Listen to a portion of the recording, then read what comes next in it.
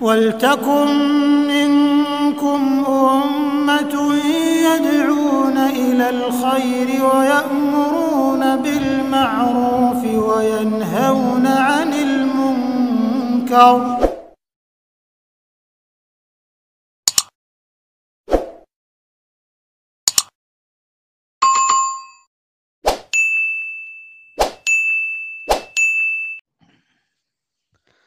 Assalamualaikum warahmatullahi wabarakatuh. Innal hamdalillah nasta'inuhu wa nastaghfiruh wa na'udzu billahi min syururi anfusina wa min sayyiati a'malina may yahdihillahu fala mudhillalah wa may yudlilhu fala hadiyalah. Asyhadu an la ilaha illallah wa asyhadu anna Muhammadar Rasulullah sallallahu alaihi wasallam wa ala alihi wa ashabihi amma ba'da. Alhamdulillahirabbil alamin. Kita pada kesempatan malam hari ini kita akan melanjutkan kajian kita tentang catatan penyembelihan atau Kitabul Adhahi dari kitab Sahih Muslim, atau ada yang mengatakan kitab Al-Musnadus Sahih yang disusun oleh Imam Muslim, yang mana kita sudah sampai pada hadis kedua. Langsung saja untuk menyingkat waktu, membarokahkan waktu, kita akan langsung memulainya dengan membacakan hadis nomor 2. Bismillahirrahmanirrahim. Anil Aswad bin Qaisin an Jundab ibn Sufyan. Hadis ini juga dari sahabat Jundab bin Sufyan. Hadis pertama juga dari sahabat Jundab. Hadis kedua juga dari sahabat Jundab. Maka dari itulah sebenarnya Sahih Muslim ini dikatakan Al-Musnadus Sahih, musnad yang sahih, yang susunan hadisnya seperti kitab-kitab musnad seperti Musnad Ahmad bin Hambal dan lain sebagainya.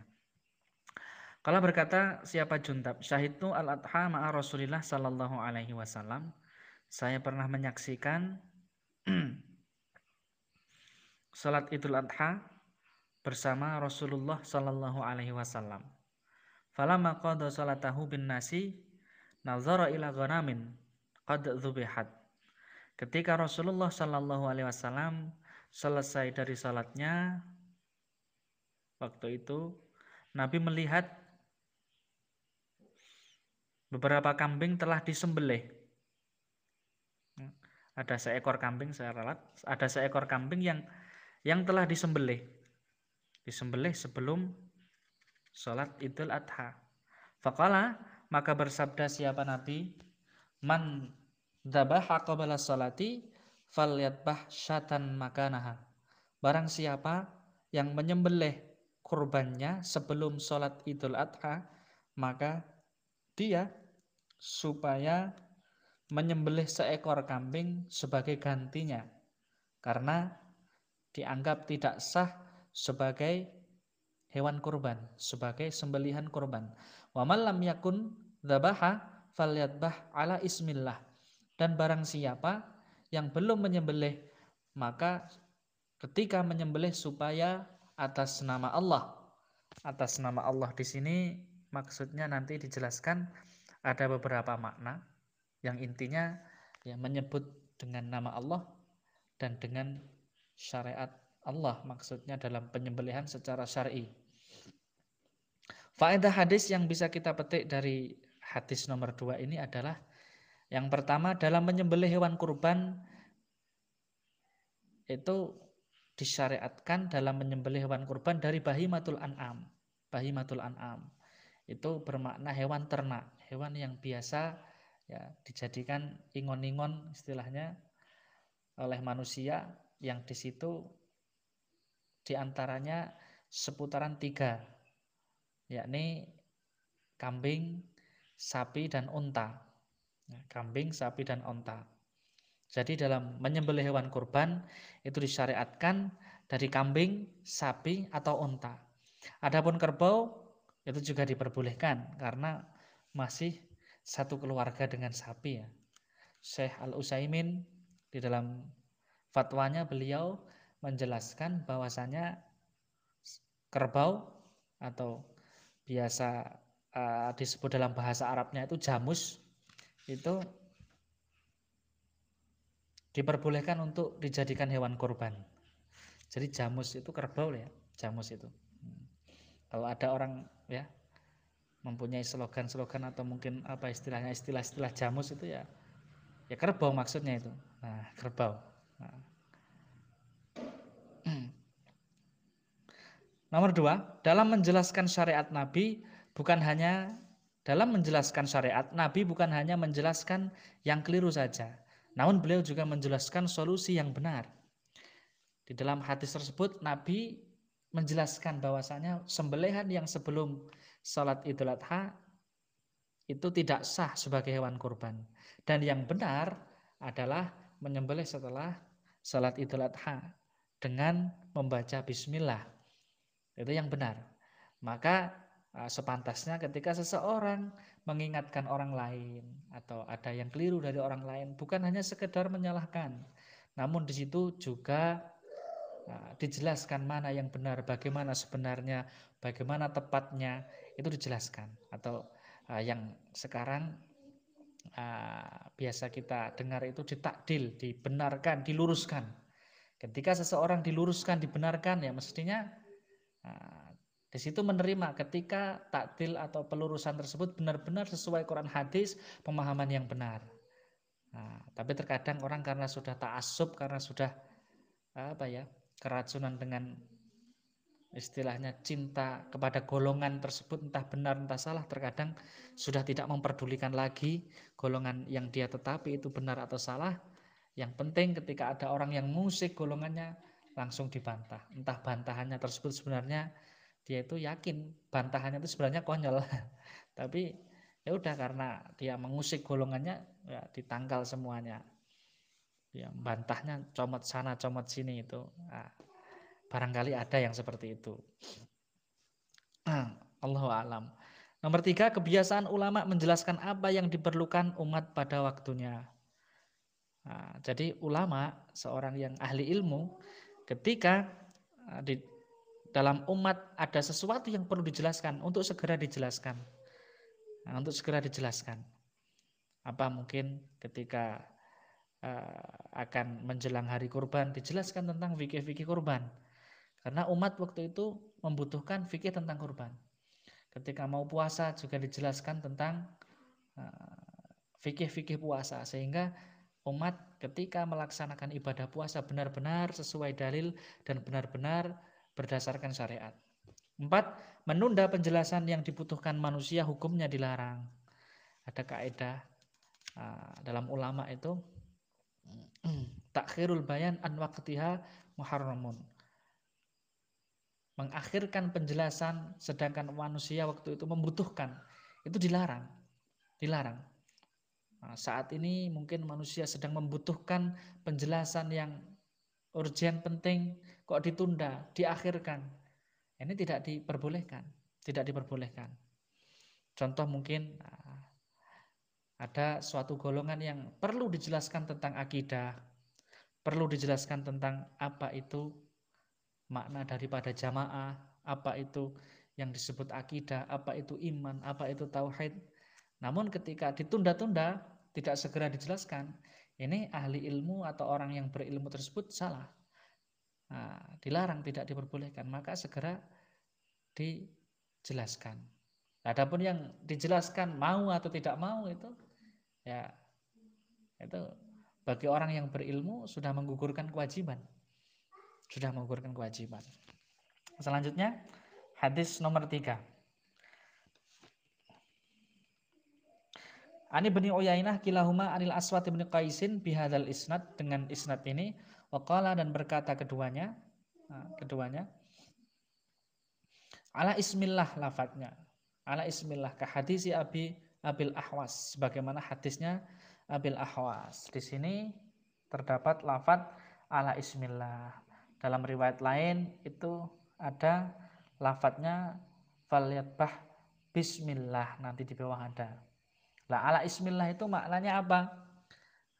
Faedah hadis yang pertama adalah al-qadi menjelaskan lafadz supaya menyembelih dengan menyebut nama Allah atau atas nama Allah. Di sini dimungkinkan ada 4 penjelasannya. Ada 4 makna. Yang pertama, supaya menyembelih untuk Allah. Jadi ketika seseorang menyembelih kurban itu harus untuk Allah lillahi ta'ala, bukan untuk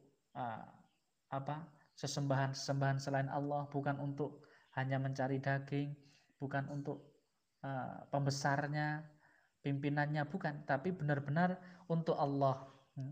Dalam Al-Quran Allah menjelaskan, Qul inna salati wa nusuki wa mahyaya wa mamati lillahi rabbil alamin. Katakan wahai Muhammad, sesungguhnya salatku, sembelihanku, nusuk di situ dimakna sembelihanku, itu hanya untuk Allah, bukan untuk yang lain. Allah menggandengkan salat dengan penyembelihan, berarti menyembelih hewan untuk dalam rangka taqarrub itu suatu ibadah.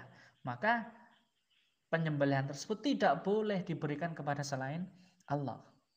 Maka hanya untuk Allah. Nomor 2, supaya menyembelih dengan sunnah atau aturan Allah.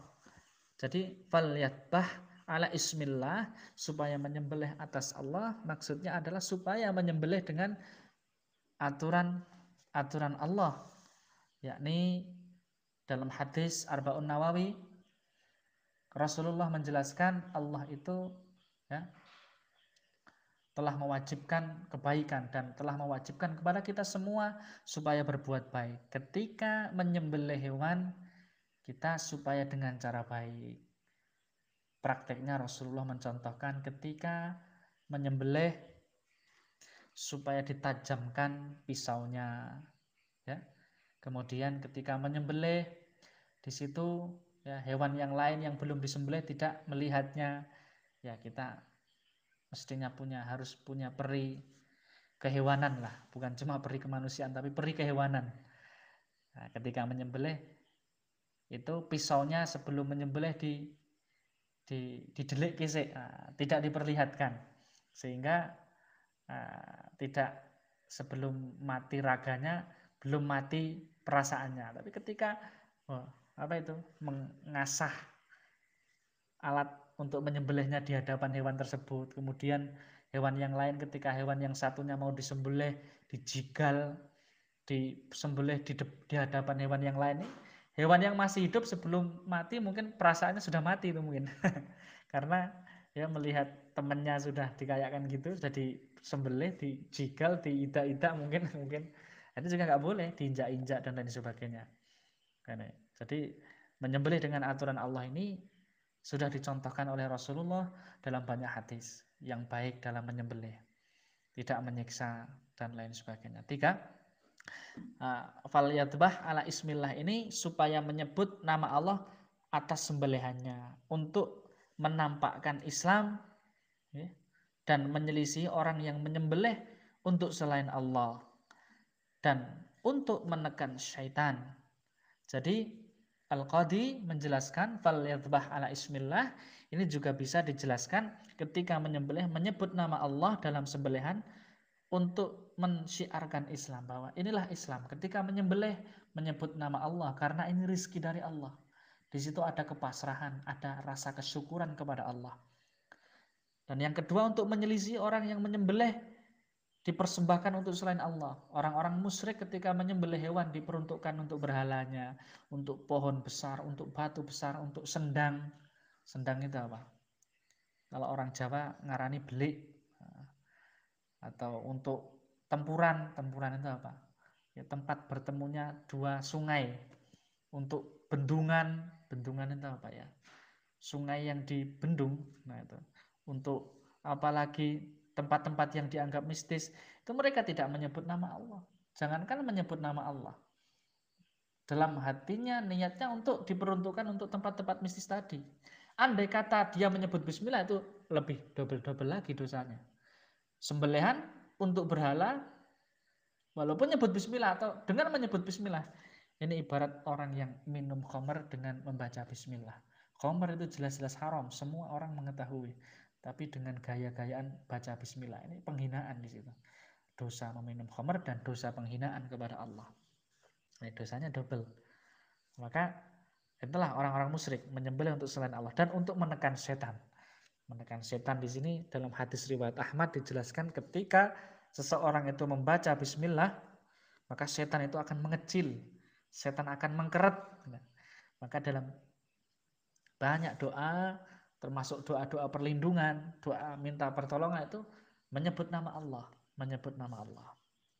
Yang keempat, mencari berkah dengan menyebut nama Allah. Jadi ketika menyembelih menyebut nama Allah itu mencari berkah. Mencari berkah, tabarruk dengan menyebut nama Allah. Semua yang disebut atas, semua saja yang disebut dengan namanya Allah itu ya mengandung berkah di situ nama Allah. Sesuatu tersebut akan diberkahi oleh Allah. Maka hadis ini falyadbah ala ismillah ini ya terdapat 4 penjelasan yang telah dijelaskan oleh Qadhi Al-Qadhi yang ditulis oleh Imam An-Nawawi dalam syarahnya. Hadis keempat, Anil Aswad, dari Aswad sami'a mendengar siapa Aswad Jundaban Al-Bajali, pada Jundab Al-Bajali, nama aslinya Jundab bin Sufyan Al-Bajali.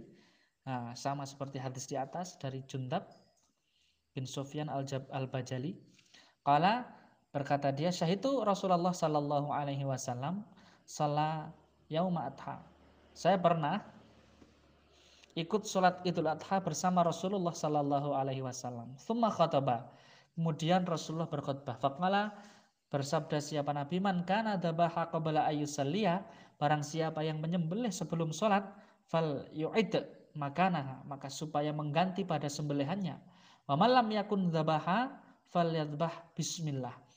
Dan barang siapa yang belum menyembelih, supaya menyembelih dengan namanya Allah. Rasulullah bersabda, siapa yang menyembelih sebelum sholat Idul Adha supaya diganti.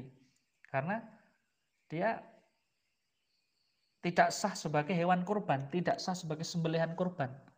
Namun tetap halal. Namun sembelihan tersebut tetap boleh dikonsumsi, tetap boleh disodakohkan, ya dapat pahala ketika disodakohkan. Namun di situ tidak tepat. Sebagaimana orang yang mungkin berkorban dengan cara patungan atau syirkah yang tidak tepat. Mungkin di situ patungan satu kambing untuk satu desa, kemudian supaya dikirimkan ke mana, mungkin ke Jawa Barat atau Jawa Timur mungkin. Nah, di situ kemudian disembelih. Nah, itu bagaimana hukumnya? Nah, itu tidak jadi hewan kurban, tidak sah sebagai hewan kurban karena kambing itu tidak ada contohnya dibuat untuk syirkah, untuk patungan. Nanti hadis di bawah dijelaskan. Hadis di bawah dijelaskan. Nah, itu. Ya kalau disodakokan ya dapat pahala sodako, tapi sebagai hewan kurban itu tidak sah. Sebagaimana orang yang menyembelih keliru dalam menyembelihnya, itu juga tidak sah sebagai hewan kurban karena tidak sesuai sunnah. Dan supaya diganti, Wah. Dan barang siapa yang belum menyembelih, supaya menyembelih dengan menyebut nama Allah. Nah, menyebut nama Allah di sini kemarin sudah sedikit kita jelaskan bahwasanya menyebut nama Allah ini sebagai syarat sah penyembelihan menurut jumhur ulama. Ketika seseorang ingat, supaya wajib harus menyebut nama Allah. Itu menurut jumhur ulama. Memang dalam mazhab Syafi'i, bismillah ini tidak sebagai kewajiban, cuma sunnah. Nah, itu perselisihan di kalangan ulama ya. Kita sebagai langkah hati-hatinya, ketika ingat ya kita baca bismillah, jangan sengaja tidak membaca bismillah. Jadi kelingan tapi tidak baca bismillah, ini bahaya ini. Nah, itu langkah amannya dan keluar dari perselisihan. Nah, faedah dari hadis ini adalah khutbah dilaksanakan setelah sholat Id. Jadi khutbah di dalam sholat Idul Adha maupun Idul Fitri itu dilaksanakan setelah sholat Id. Nah, jangan seperti kejadian zaman Marwan bin Hakam kalau tidak salah itu ya. Itu melaksanakan khutbah dulu baru sholat. Nah, pengennya khutbah dulu baru sholat. Ada yang menjelaskan itu supaya jamaahnya tidak pergi duluan, biar mau mendengarkan khutbah semua terus baru sholat. Tapi itu diingatkan, tidak benar, bahwasanya yang benar adalah sholat dulu baru khutbah. sholat dulu baru khutbah. Tidak boleh dibalik. 2, khatib melihat kondisi umat dan memberi penjelasan yang diperlukan umat dalam khutbahnya. Jadi dalam khutbah itu nasihat. Nasihat untuk umat. Ya, mestinya apa yang dibutuhkan umat di situ dijelaskan. Umat ketika itu membutuhkan penjelasan tentang apa, dijelaskan. Sehingga umat bisa paham, bisa mengerti, dan melaksanakannya. Jadi khutbah itu adalah nasihat. Jadi khutbah itu menjelaskan, menasihatkan dengan nasihat yang bisa dipahami oleh umat. Nah, kemudian ada lagi mungkin orang yang mempunyai pemahaman khutbah itu harus bahasa Arab. Nah, itu sebenarnya ya sah-sah saja khutbah dengan bahasa Arab. Namun inti daripada khutbah itu adalah nasihat untuk umat, menjelaskan kepada umat. Ketika nasihat tersebut dengan bahasa Arab kemudian umat semua tahu maksudnya, artinya semua tahu, ini ya tidak apa-apa. Namun ketika umat dinasihati dengan bahasa Arab, khutbah pakai bahasa Arab kok malah tambah ngantuk, nggak ngerti artinya, malah ditinggal turu. Ini yang masalah. Kemudian muncul masalah lagi. Ada yang praktek setelah khutbah, salam, doa, salam selesai, ada khutbah lagi. Itu khutbahnya bolak-balik, malah khutbahnya pengen telu malian. Nah, ini yang masalah. Tidak ada dicontohkan oleh para ulama, oleh para tabi'in, para sahabat. Tidak ada contoh dari para qurunul mufaddalah. Maka ini hal yang baru dan ini bisa masuk pada ranah bid'ah. Khutbah sudah 2 kali dengan bahasa Arab, salam selesai, kemudian khutbah lagi. Jadi akhirnya khutbahnya 3 kali. Yang ketiga ini juga dikatakan khutbah, ada salam, ada memuji kepada Allah, bahkan ada doanya, ada wasiat di situ, ada sholawat. Jadi khutbah aja. Akhirnya terjadi khutbah salat Idul Adha maupun Idul Fitri 3 kali. Atau bahkan mungkin juga sholat Jumat juga khutbahnya 3 kali. Khutbah 2 kali, sholat, setelah itu khutbah lagi. Ini hal yang baru dan unik. Ya. Hadis selanjutnya nomor 5, Al-Bara' qala berkata, siapa Bara'? Dhaha menyembelih. Ini sudah beda lagi hadisnya, bukan dari Jundab bin Sufyan Al-Bajali tapi dari Bara'. Qala berkata siapa Bara'? Dhaha menyembelih sapa khali pamanku Abu Burdah qabla shalah. Suatu ketika pamanku yang bernama Abu Burdah menyembelih hewan sebelum sholat. Faqala Rasulullah sallallahu alaihi wasallam. Kemudian Rasulullah sallallahu alaihi wasallam bersabda, tilka syatul lahmin. Rasulullah bersabda, itu adalah kambing daging, dalam arti kambing yang disembelih hanya untuk diambil dagingnya, bukan sebagai sembelihan hewan kurban. Faqala maka berkata siapa paman Abu Burdah, ya Rasulullah, inna indi jada'atan minal ma'zi. Wahai Rasulullah, saya punya jada'ah minal ma'zi. Ya. Jada'ah minal ma'zi.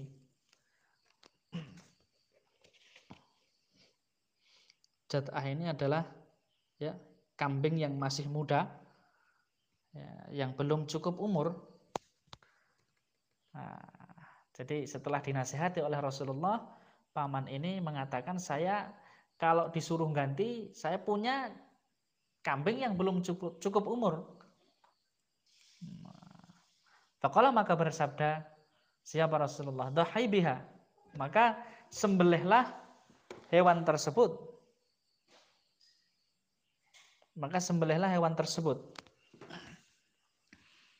Wala yasluh li ghairika, dan hewan tersebut tidak sah kecuali hanya untukmu semata.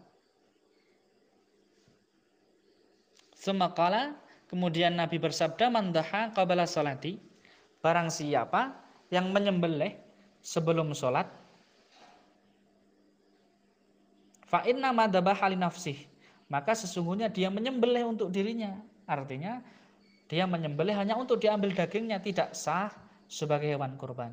Wa man dhabaha ba'da sholati, maka barang siapa yang menyembelih setelah salat, faqad tamma, sungguh telah sempurna apa nusukuhu sembelihannya, wa asabas sunnatal muslimin, dan mencocoki sunnahnya umat Islam. Di situ pamannya Bara menyembelih sebelum sholat, kemudian ditegur oleh Rasulullah, disuruh mengganti. Dia punya cuma kambing yang belum cukup umur. Kemudian Rasulullah memerintahkan silahkan disembelih, namun tidak sah kambing seperti ini, penyembelihan seperti ini, kambing yang belum cukup umur dibuat kurban, ini tidak sah selain untuk dirimu. Jadi ini kemurahan hanya untuk pamannya Bara. Kemudian Nabi bersabda, barang siapa yang menyembelih sebelum sholat, sembelihannya tidak sah sebagai hewan kurban. Dan barang siapa yang menyembelih setelah sholat, maka telah tepat sunnah, telah cocok dengan sunnahnya umat Islam, dan sembelihan tersebut sah sebagai hewan kurban artinya. Faedah yang bisa kita ambil dari hadis ini adalah satu, menyembelih hewan yang cukup umur khusus hanya untuk pamannya Bara bin Azib, Abu Burdah namanya. Dan dalam hadis lain juga dijelaskan Nabi memberi kemurahan lagi untuk Uqbah bin Amir, nanti hadis di bawah. Jadi ada dua sahabat yang diberi kemurahan karena sudah kasep di situ, sudah terlanjur, kemudian oleh Nabi diberikan kemurahan. Nomor dua, hewan yang disembelih sebelum sholat Id tidak mendapat pahala kurban, namun tetap halal.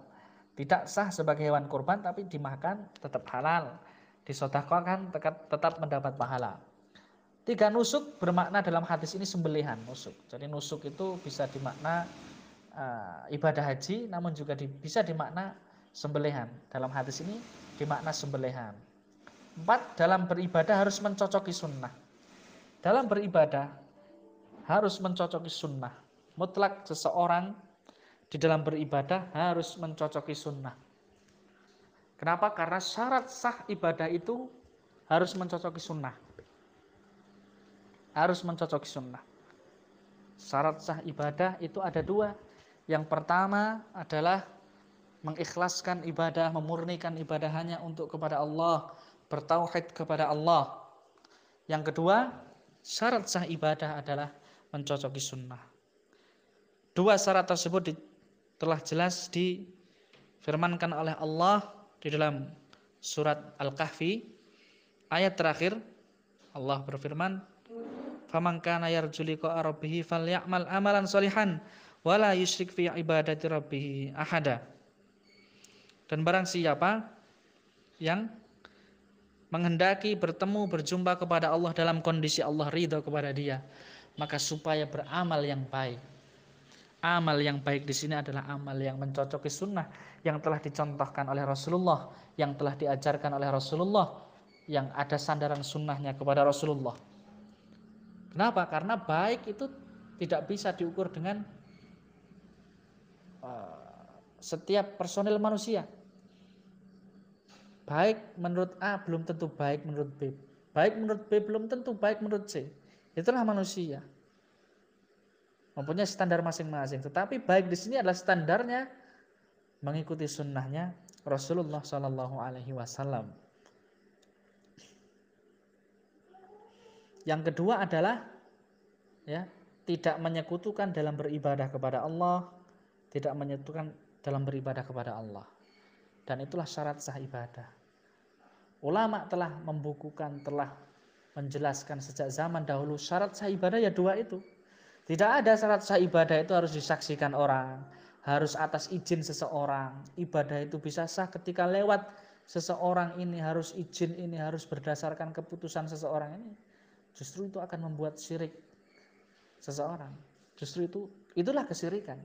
Orang-orang Quraisy, mereka meyakini bahwasanya ibadahnya, doanya tidak sampai kepada Allah kalau tidak dilewatkan oleh kuburan-kuburan wali, patung-patungnya para orang-orang soleh. Mereka meyakini mereka adalah orang yang salah. Sedangkan para wali yang sudah meninggal, patungnya Uzza, Lata, Manata, ini orang-orang soleh.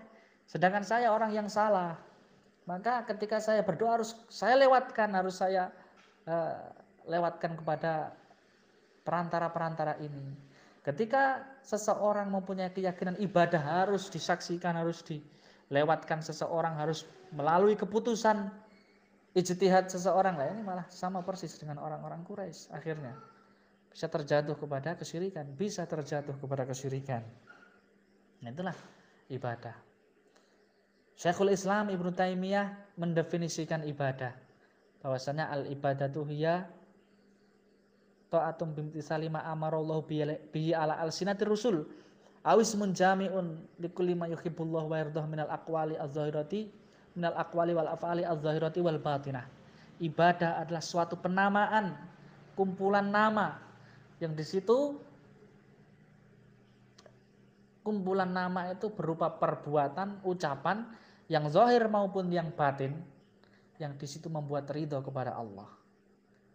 Sedangkan sesuatu itu suatu amalan, suatu ucapan yang batin maupun lahir itu membuat ridho Allah atau tidak, kita tidak tahu.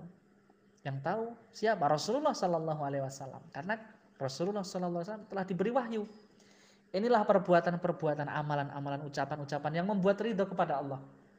Maka dengan itulah kita dituntut harus wajib dalam beribadah mengikuti Rasulullah. Tidak boleh dalam beribadah itu berinovasi, berimajinasi, dan di situ membuat ibadah-ibadah sendiri. Ketika manusia itu bisa diperbolehkan untuk berinovasi, berimajinasi dalam hal ibadah, kemudian apa? Rasulullah itu diutus untuk tujuannya untuk apa? Kalau manusia sudah bisa membuat peribadatannya masing-masing. Padahal Rasulullah itu diutus untuk menuntun ibadahnya umat. Untuk menuntun ibadahnya umat. Ketika umat sudah boleh di situ dengan hasil musyawarah rembuk bersama, rembukan RT, rembukan RW atau rembukan tingkat pusat bisa menentukan ini ibadah, ini bukan, ini dapat pahala, ini bukan, tanpa bersandar kepada sunnah Rasulullah. Nah, kemudian Rasulullah ini diutus untuk apa? Untuk apa? Yang kelima, tidak sah ibadah hanya dengan dasar niat baik. Ibadah itu tidak cukup dengan hanya berniat yang baik. Pamannya Bara' dalam hadis nanti juga dijelaskan di bawah, diperjelas oleh Imam Muslim, menyembelih hewan kurban sebelum sholat. Dia sudah mentakyinkan, sudah meniatkan hewan ini untuk kurban. Namun dia sembelih sebelum sholat. Tujuannya baik. Kenapa? Karena untuk untuk sarapan, untuk makan-makan duluan. Pamannya Bara' mengatakan, ini hari makan daging ini ya Rasulullah. Kalau nggak ada daging ini saru, kalau orang Jawa mengatakan. Saru itu apa? Ya nggak baik, masa hari gini nggak ada daging tanggal 10 Dzulhijjah. Maka ini saya sembelih duluan, biar senang untuk dikasih tetangga ya Rasulullah, untuk sarapan keluarga, untuk tetangga. Niatnya baik, namun tidak sesuai sunnah. Rasulullah tidak menganggapnya itu sebagai sembelihan kurban dan tidak diterima oleh Allah sebagai hewan kurban. Rasulullah mewajibkan harus mengganti. Itulah ibadah. Ibadah tidak cukup dengan hanya niat baik. Wah, sih penting niatku apik lah. Ini kan baik toh. Ini kan baik daripada orang-orang yang tidak melakukan ibadah ini lah. Jadi ibadah tidak cukup dengan hanya berniatan baik. Ada orang membaca zikir bersama, membaca surat-surat tertentu dalam Al-Quran dengan bersama setiap hari tertentu, setiap kematian seseorang dengan hari-hari tertentu. Mereka beralasan semua baik. Lu HP lah yang ini timbang kumpul-kumpul main judi, main gaple.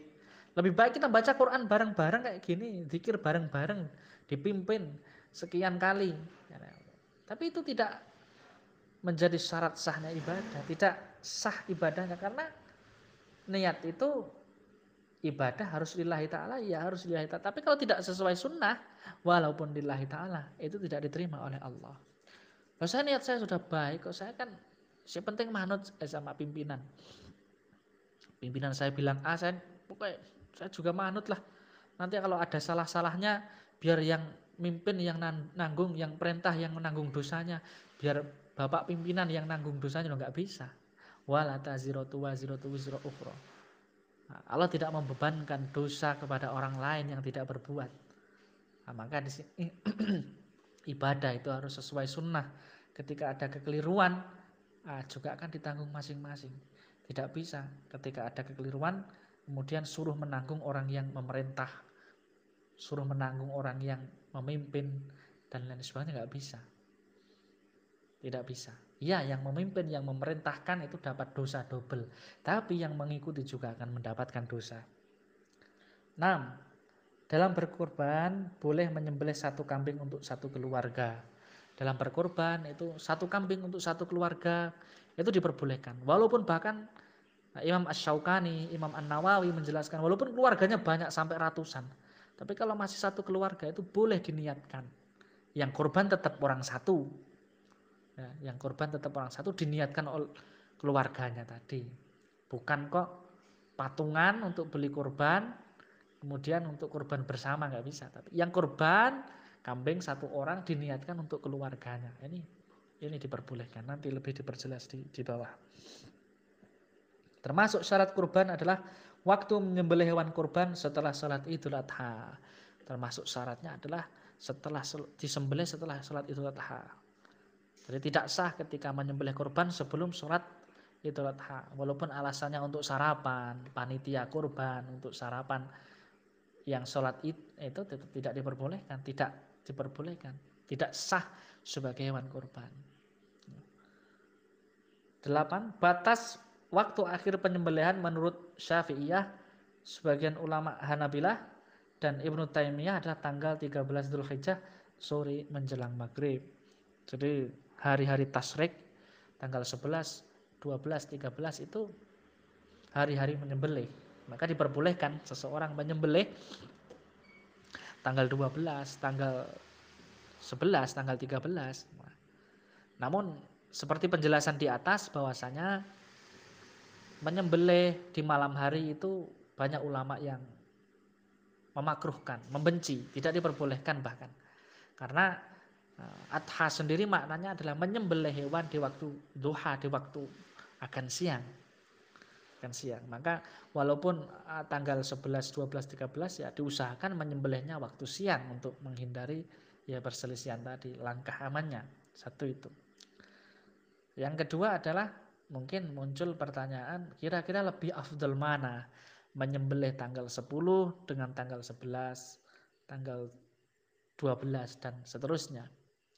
Dalam kaidah ibadah itu Rasulullah pernah ditanya dalam suatu hadis diriwayatkan dalam Bukhari, ayul a'malil afdal ya Rasulullah, manakah amalan yang paling afdal?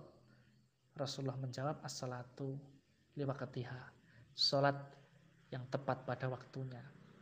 Artinya ibadah ketika di awal waktu itu akan lebih baik daripada masih di dalam waktunya.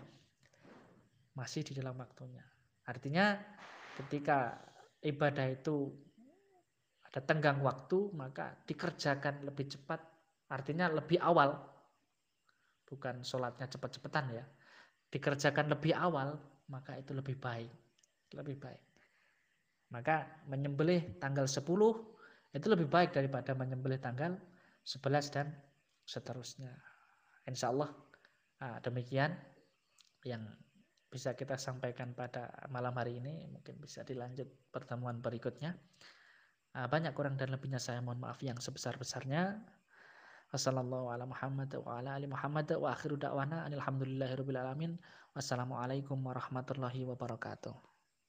ولتكن منكم أمة يدعون إلى الخير ويأمرون بالمعروف وينهون عن المنكر